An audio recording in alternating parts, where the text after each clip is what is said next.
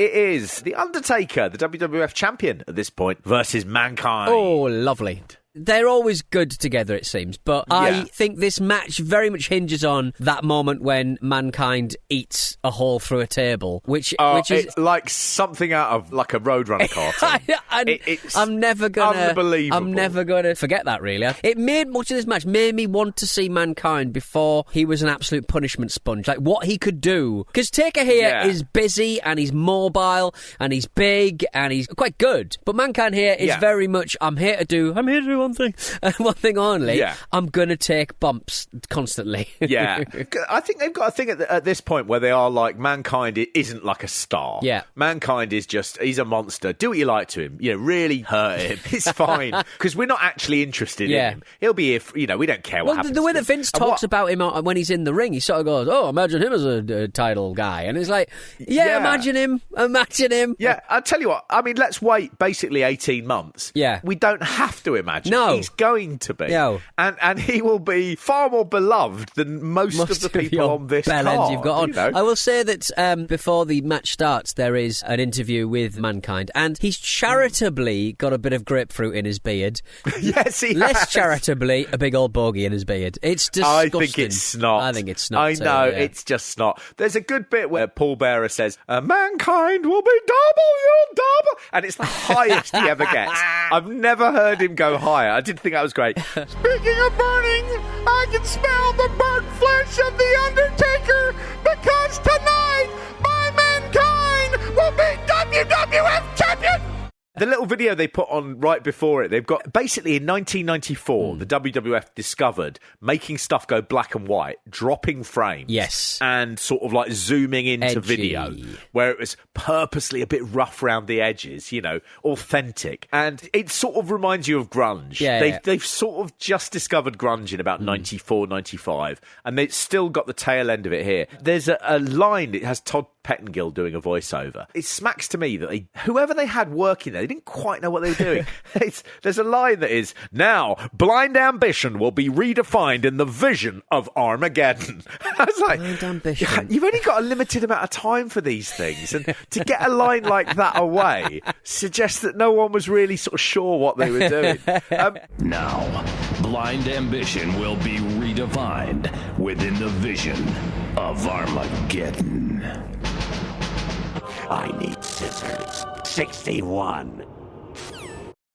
Undertaker is sort of coming to the end of the 7 years of really dull, terrifically boring matches that he's had. And everyone conveniently forgets. When we talk about classic Undertaker, no one says, oh yeah, classic character. I mean, the matches were all dirt poor.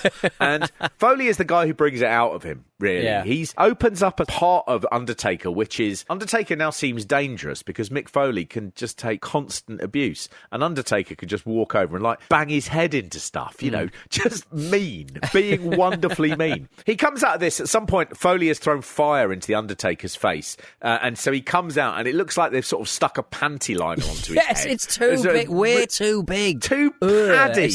You don't need it that paddy. I mean, that may very well be that's how you treat a burn, but I would say it just looks like a panty liner. There's also a thing about, I sort of get the impression that Undertaker wouldn't have known that, because I don't imagine he's interested in feminine hygiene products. No. I think he'd be disgusted. So if you did stick a panty liner to his head, he'd just be like, oh, the big plaster. Yeah, I can't imagine, much like Beefy Botham, Taker ever changed a nappy. And I'm saying that now. There's a bit where Undertaker does his rope walk, and then he's decided he's going to do a sort of clothesline. And he does slip as he does it, but he hits the clothesline. And I watched that, and I thought, I bet that really jangled your nerve. I bet Undertaker went as he did it. He really would have sort of gone, that was good. But he does spend this match thinking basically he's the shit and that Foley is beneath him. And everything he does to Foley is violent, and the crowd react, and Undertaker's like, yeah, I'm the shit. It's like, no. They like Mankind. Foley's the shit, yeah. He is astonishing. I mean, Foley is at one point pulling his hair out. He just pulls out strands of his hair, and it's left there. I was thinking, I've not really seen any other wrestlers do that. I don't pull the bogey out doing first. What Mick Foley use the hair to wipe your face, you dirty chimp. Oh, there is one bit, and it is a chair shot that's lovely. Mick Foley gets the ring steps, and he's going to hit Undertaker with them. And Undertaker does a drop kick attempts the ring steps, but it doesn't come close. And you suddenly realise that's a proper, he's never tried to do that before moment for Undertaker. He's just thought, yeah, I can do a drop kick, course, you know. Fucking Pat Tanaka can do a drop kick. I'm the Undertaker. And he does it, and you can tell he's humiliated as he lands, because he immediately skitters away, grabs a chair, and just wallops Foley over the head with it. Just, I messed up. Now I'm going to make things better by really hurting you. You know, you big shit. They then show a replay of it. They stitch it right up. Yeah. I cannot believe that they don't use him going through that table at ringside on every package about, you know, how extreme Mick Foley was. They never use that bump. And it's unbelievable. His head makes a hole in the table that his body then sticks out of. I mean, how could you not? Oh, it's amazing. Did you like the bit at the end where it all went wrong, where they were trying to light the fire? Yes, Undertaker stealing a lighter and lights up Bearer's face. There's a thing about Foley just has to click the lighter to light the touch paper. I can't even remember what it is, but it's sort of used in the theatre. I think it's kind of like, I bought some on the internet once, and the lighter came at a different time to the petrol doused. It's like a fucking sheet of bounce you put in a dryer, isn't it? It's like, but it's doused in like kerosene or something. It's lighter fluid and bounce. Yeah, it's just make your own. Light that, throw it at each other, see what happens. Don't do that. No child I bet is subscribing to this picture. No, that's true. I bet bounce doesn't ignite. I bet it doesn't, for probably reasons, because it gets quite hot, doesn't it, I suppose. But I bet you'd sort of go, oh, it's a really sort of sharp smell. And then you'd think you're in Helmand province, you know, within 10 seconds. Unbelievable. To you. The fibres would stick to you. Oh, the bounce factory is just full of fucking locked rooms where they're testing out bounce. There's loads of people just going, yeah, this one's making me even angrier. Do this one. Amazing. They keep coming together because Foley's got to throw this. Undertaker's got to duck and it's got to hit Paul Bearer. Yeah. But Foley can't light it, and so they're trying to make it look... They're just like a big train of men bobbing around each other, hoping this is going to work. Undertaker works very hard to make it look quite natural, and he very quickly sort of just goes, fuck this, I'm going to take control. It makes no attempt to hide what he's doing. So people like Jerry Lawler and the Sheik used to be very good at this, as people would approach him in the corner. Suddenly there'd be a puff of flame and, you know, then pin them. In this one, Undertaker's just like, I've got a sheet in my hand, I've got a lighter here, I'm going to light this sheet, and I'm just throwing it in your face. And there's no magic about it at all. No sort of like, where did the fire come from? And the fire went wrong, but Foley's head went through the table. It swings and roundabouts in this game.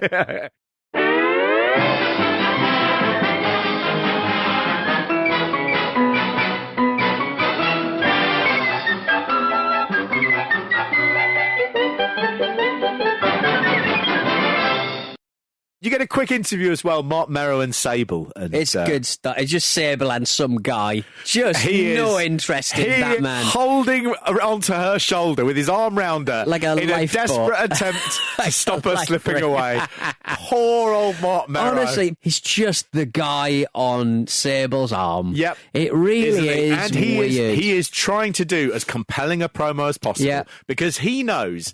Every single second that passes, he is getting pulled down a plug hole. Yeah. And he is trying desperately to claw on. He's good. If he's excellent. Good. He's excellent. But if he does... But they've marked him for death. They want full access to his then wife. He's getting torn down. They want access to Dixon's. He's like... I mean, to be honest, and he spoke about this on Twitter quite recently, most people thought I was black. Yeah. If he's not very careful, he'll end up in the Nation of Domination. Yes. And so you can just see poor old Merrow with a frightening in his eyes, just negotiating. Well, yeah, if Sable's there, then I can do my bit. And people sort of going, okay. How's your knee? What was it, knee or arm or something? Like hip? I can't remember. Oh, sorry, you're getting recurrent injuries? No, I just hurt my knee. Oh, it sounds like it's not going to get better. No, it's fine. It sounds like it'll keep coming back. Those keep coming back. Just, okay. Just why don't your wife come over here? Why don't your wife come over here? Behind this velvet Is this some kind of trapdoor on the floor? Just get your wife over here. Get your wife over. Little kerfuffle is happening in the men's toilets behind him. And again, poor old Merrow just like, now it's being diverted away as well. And so the narrative of this little story that happens in the men's toilets is Stone Cold angrily walks into the men's. Yeah. For an angry shit. He surprises two men who are in the toilet. Hiding. doing stuff, Bulldog and Owen, and they're very angry, and they come out and they've beaten up Stone Cold. Yeah, with metal poles. With metal poles. It doesn't, for me, the narrative is supposed to be they've been lying in wait for him. Yeah. But what actually looks like, it looks like he's disturbed them doing something. Yes. They've got angry and beaten up Stone Cold. Yeah. I like to think that they've been in there. Some children might walk in here. Since their match has ended. And there's just been a parade of like the Godwins doing massive shits and things. And them just having to stand in that cubicle next to it, just waiting. Having to be quiet to listen out for Austin. Just a Godwin strain. This isn't sexy. Yeah, hearing Viscera coming down the thing and just going, should we just go to his room? Rather than, I will say the one thing about it that's really good is Bulldog and Owen both do the single best piece of acting in wrestling when they come out. So as they come through the door, they both shoot their eyes and they notice a camera and they're both like, oh, fuck, like that. And what they don't do is sort of overplay it. And it's just great. Bulldog does it first. He comes out and he goes, and he's straight past the thing. And then Owen comes out and he kind of goes, like that. Really nicely done by both of them. And it's surprised that Bulldog's ever been told that he did anything like that. Bulldog got it right. Yeah. Do you know what he did? He did the acting. Yeah. And you suddenly go, magic moment. Magic moment. I honestly watched it and I thought, this is the best acting I've ever seen in the WWF. The two of them do it so well. Because usually these kind of things where people run into rooms, run out of rooms, it's a bit like the Muppets. It's a bit like Kermit going, with his mad arms. Yeah, they conveyed it perfectly. Yeah. It's also the good thing of, they didn't beat up Austin with those poles. So they did have to sort of go, how would it have felt to have done that?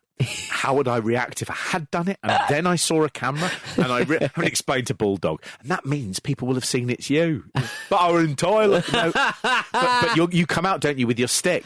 Oh, we're doing a big line. But the camera's in the toilet. No. Just come out and look surprised when you come out. We should really hit him, though, because then the cameras will know. I bet they did. I bet they did. Useless lads. Yeah, no idea. And then they forgot the camera was there and when they come out, not acting at all.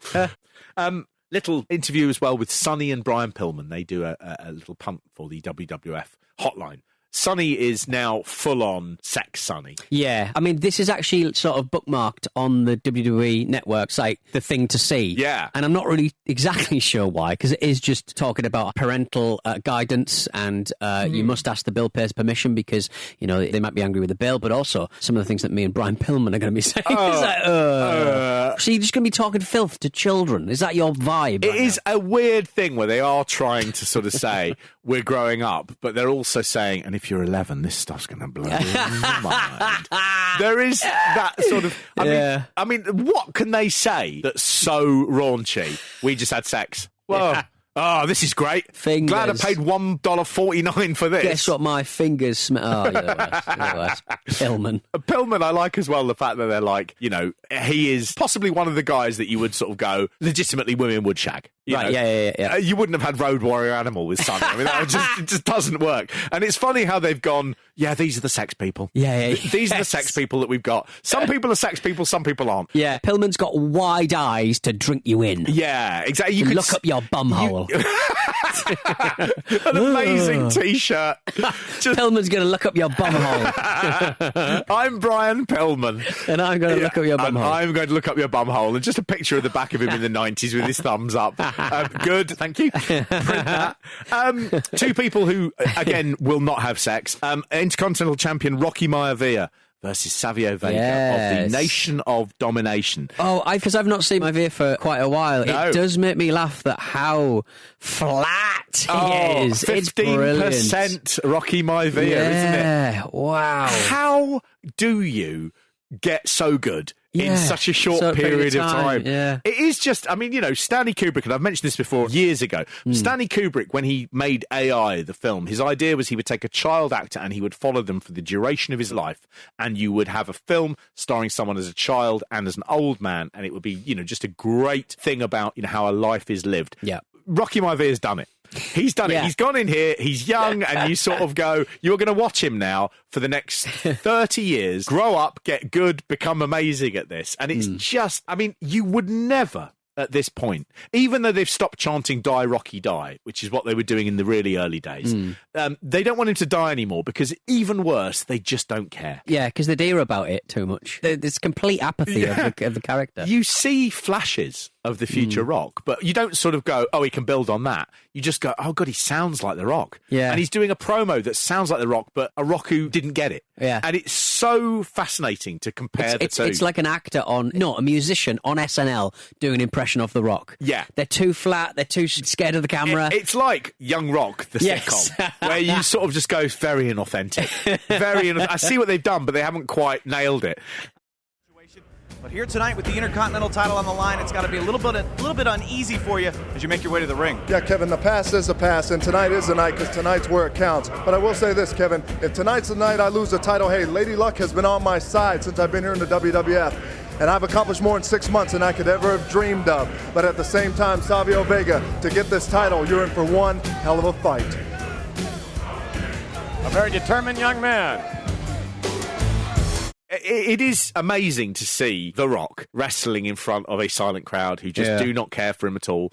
You know, it's amazing that not that they didn't see it, but The Rock could not put anything there that would make you see it. If Rock's career had ended due to a knee injury, he would be one of those guys that people are like, do you remember the worst WWE stars of all time? Yes, Salvatore Sincere, T.L. Hopper the Plumber, The Goon, Rocky Maivia, Bastian Booger. But, I mean, it's just astonishing to see. The Nation of Domination, when they come out, they have PG-13, Wolfie D and JC Ice doing their rap on the way in. Savio Vega has been radicalized. He used to be a happy-go-lucky Puerto Rican, but that didn't work out. No. So now he's naturally become a member of the Nation of Islam.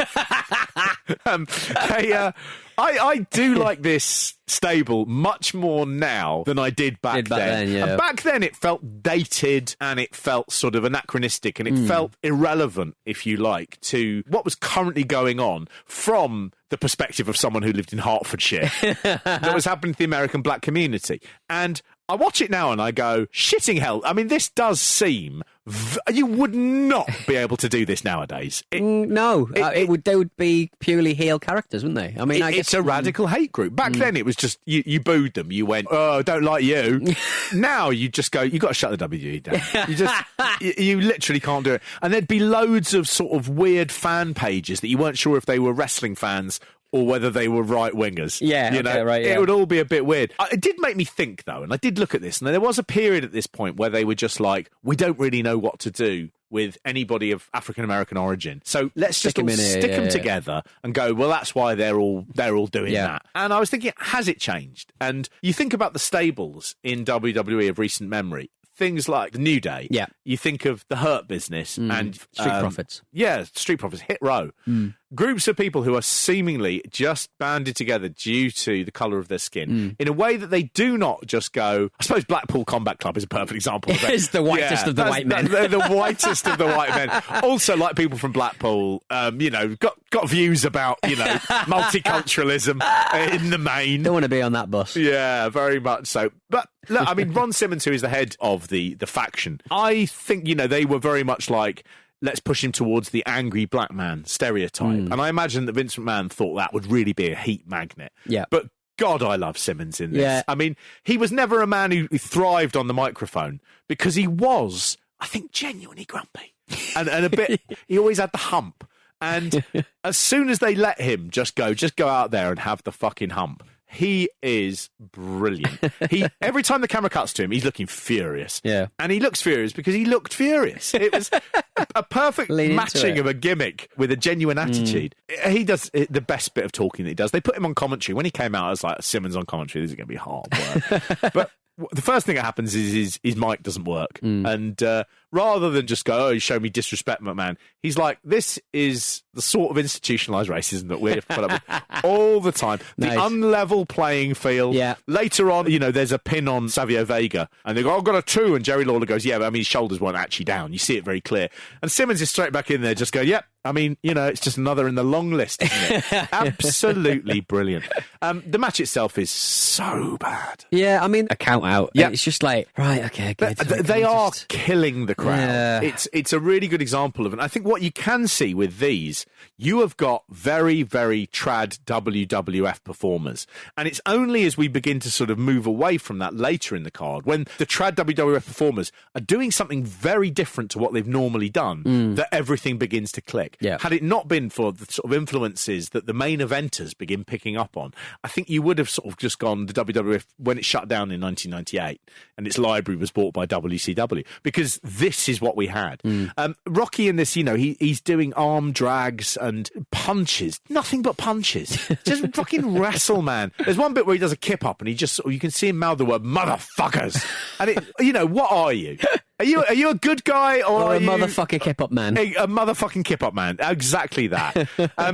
Crush hits him with a heart punch on the outside and Rocky gets counted out. No one cares. Yeah. No one cares. The only good thing is that Ahmed Johnson then runs down to the ring with a lump of wood. And Ahmed Johnson, the more I've seen him in those little moments that he pops up in historically, the more I've enjoyed. He goes much too fast into everything he does. Just really sort of verging on the edge of everything falling apart every time you see him. And I do think at this period he's as exciting a performer as you can get. If he gets to do a match, it's going to hurt someone really bad. Just delightful. That's what you want when it gets boring. As you say, the count out. I mean, the only thing that can save this, Pete, is Ken Shamrock showing us what it's like to go on America Online. Just Ken Shamrock, he looks like a man who does not look natural in front of a computer. No. And next to him, who's that guy? Do we know who that guy is? That guy's a geek. Some geek. And he's got they've got big, chunky laptops with those baseboard kind of things that you would sometimes leave behind, sometimes not. Big battery packs. Yes. Oh, mate, it's lovely stuff. He looks at it, and they've obviously said, and I know you don't understand this, but just look at it and then type in like you were typing something in. And Ken Shamrock, his mouth is open. He's just going, and really quickly, he's just like, I can't hold it any longer. He starts tapping the guy next to him, doesn't he? And he's smiling like, what on earth is this shit? It is like a granddad in a library. It is. I've got to use this now. Can I use the microfiche? It will be written out of the internet's history that when it first came along and they launched it, rather than any other product that people were like, this is so cool. Yeah. Everybody looked at it and just went, this is fucking stupid. Absolutely mad. Hey, how about this? Yeah, this is very unique. I think the nation of Domination has taken over. They certainly have taken over the America Online. Fans, if you'd like to join us for exclusive coverage of tonight's In Your House, you can join us live on cyberspace on AOL. And all the superstars will be dropping by. You can chat with them on America Online. You understand online stuff? Well, King, I'm not very computer literate.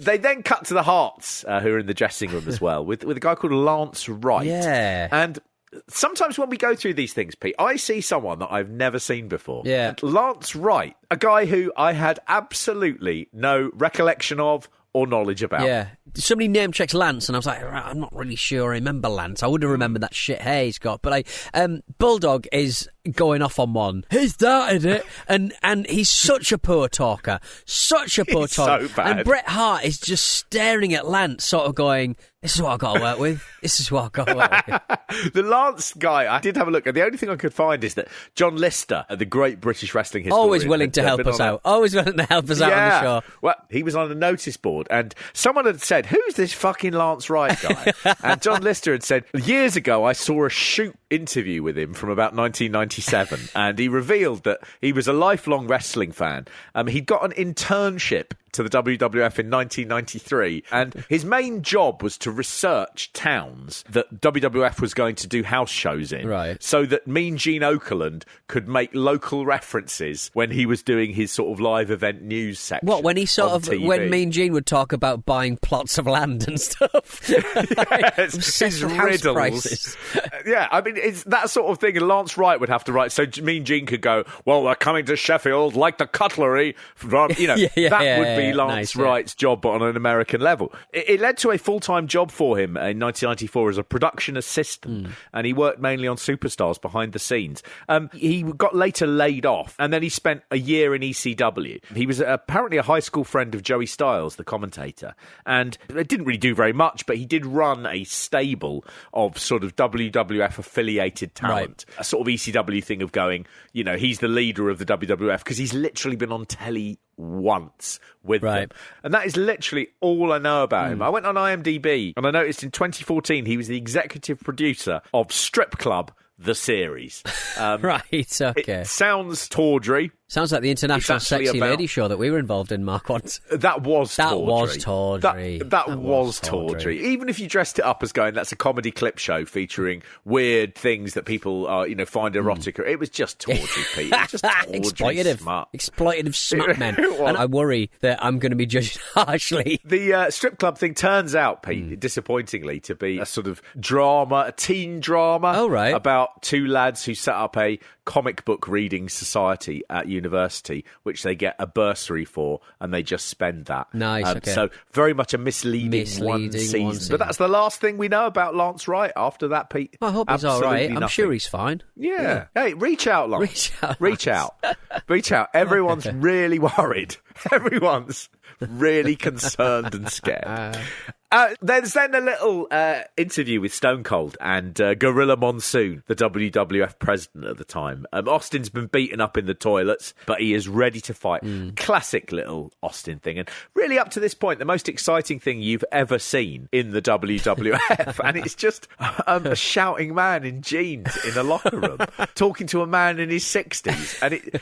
Mr. Austin, you've refused medical attention after what must have been a savage attack. Is that very smart? I don't need medical attention. I'll tell you, Bret Hart's going to need medical attention when I get through with his ass, because he can bring his whole family and his old fat father stew, because none of them can whip Steve Austin's ass. They only got a piece, and they didn't get all of it. All right.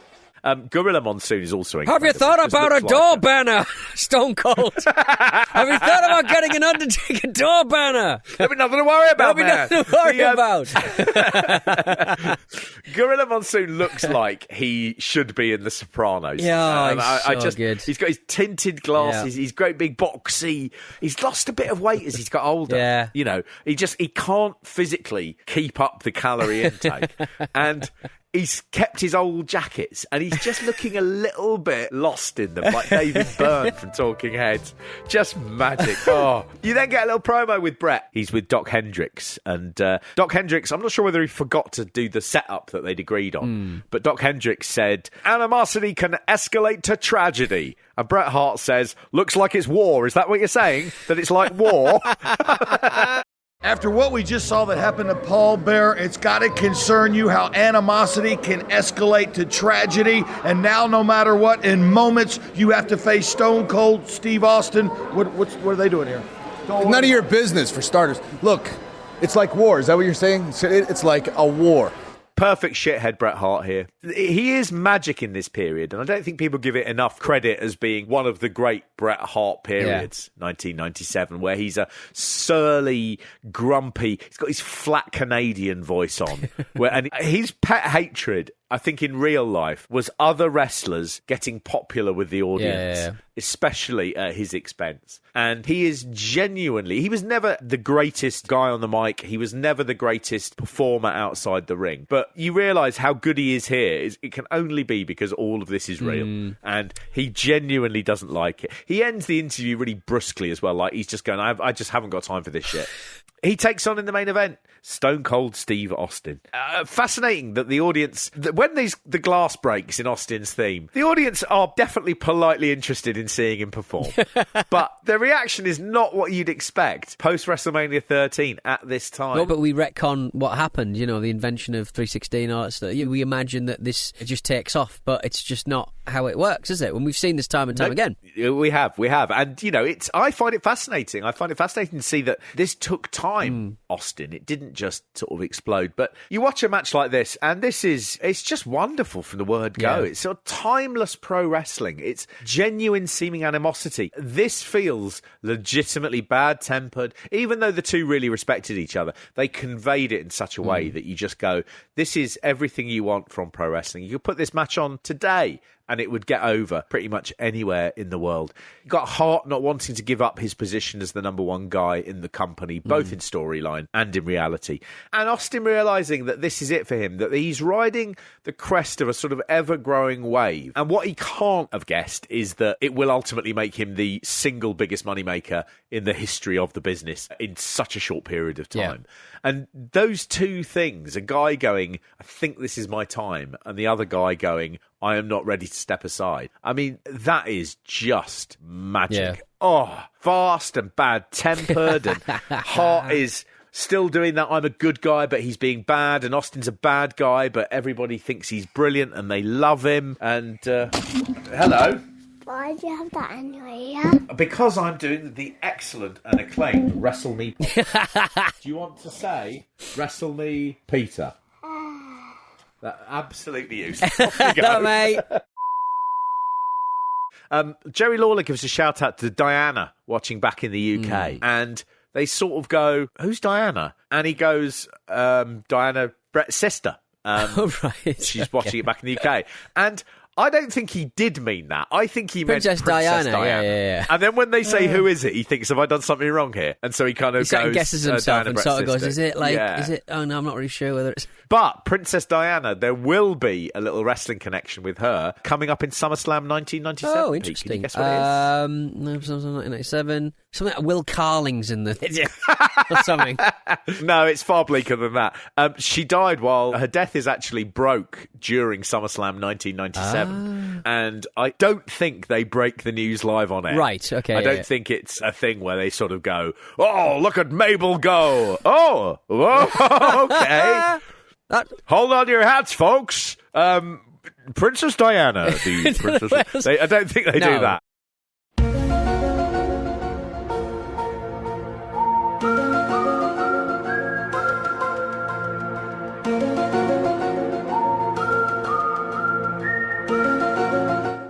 Austin gets his leg worked over as well, and they sort of play back to their WrestleMania match that happened a few months before, constantly threatening the sharpshooter. And you can really, in this for me felt a little bit like this was ECW inspired, insofar as what it brought was that ECW intensity, but with a much more elite level wrestling performance than any ECW main events ever managed. I don't see any ill effects from it. Who knows what it took out of him? Yeah, oh, and a Bulldog, we find out they celebrate in the men's room. Oh! Their attitude belongs in the toilet. 20 minutes of just this perfect sort of back and forth and exhausting levels of exertion and speed and just build and just wonderful. And then the Bulldog and Owen, they get interfered, don't they? And then Bulldog hits Austin with a chair and then there's a disqualification. I mean, you know, Pete, I was furious. Is that classic? The classic thing would have been, of course, is the bits you do tend to remember tend to be the end of the matches because those are the bits it builds to. When you get a DQ finish, you do sort of just go, oh, waste of time. Yeah. Just, we've never liked those. We've never liked them. Hart brings out the old ring bell as well. I'd love one of those. It looked so rickety and wobbly. It's like they hadn't... I know it's really got a ring out, so it can't be, flush to the bolt, but I do sort of think, I mean, that looks like it'd fall apart at any moment. There was a great one that Randy Savage used against Ricky Steamboat, and it was just wood and steel, and it just... Oh, I'd like them. I do think if I broke into the WWF warehouse, which I must stress, definitely something I'm going to do before I die, I think actually a ring bell is sort of better than anything else in some ways. Because you'd be like, no one's fetishized the ring bell so much. No. But if you could get the ring bell that was there at WrestleMania 3 and, all the other sort of great matches leading up to that, then you could at night, you could press your head against the bell and the bell would whisper its secrets about how it all got put together. Because nobody ever saw them. I start and end all matches. Why's he got a little Irish accent? When the Andre the Giant was slammed, he's I was watching on. Hispanic now. And then bang, they banged Oh, me. God, Jamaican. It's all over the place. Bringing in many ghosts from many different I was places. suddenly in the middle of that, just going, this is like Mike Myers, and everyone hates Mike Myers. This is a moment, really, I think, where you begin watching this, where you just go, I can see everything they're putting in place. Real success in a company, in a wrestling company. In the 80s, it was always, you just had one guy. It was Hulk Hogan and he'd knock everyone back. Or it was Ric Flair and he'd lose sometimes, but he'd eventually end up on the pile. And you can see that modern thinking was just going, you know what, if you have like 4 or 5 top guys, then this just goes crazy. Yeah. And you can see they're beginning to work that out with this show. Fascinating stuff, eh? And I mean, most importantly, Pete, it's also today, the day we're recording, it's Hillbilly Jim's 71st. Oh, how's he going to be celebrating? Well, we know how he won't be celebrating. Yeah, exactly. He'll just be sitting there looking at sort of like objects like, I don't know, a pen. Yeah. Thinking, well, this looks like a lady's leg. And he'll be hiding the pen and he'll be going into the dark and just trying not to think about where this might lead. And what it means for his future, his short future. Fantastic. Yeah. Many happy returns, Hillbilly Jim. Well, we'll dedicate today's show to Hillbilly Jim. So long as there's not been any news we've missed about him being problematic. Well, it won't be. I mean, he's naive. He's sexually naive. He can't No, be. that's true. So, that's very true. He's the only one you can trust. Yeah, good on him. I could get a tattoo of him on my neck. Come here, Copper. Okay. This is what I do. I get this dog like this. I pull him out, hook his leg, and What are you doing,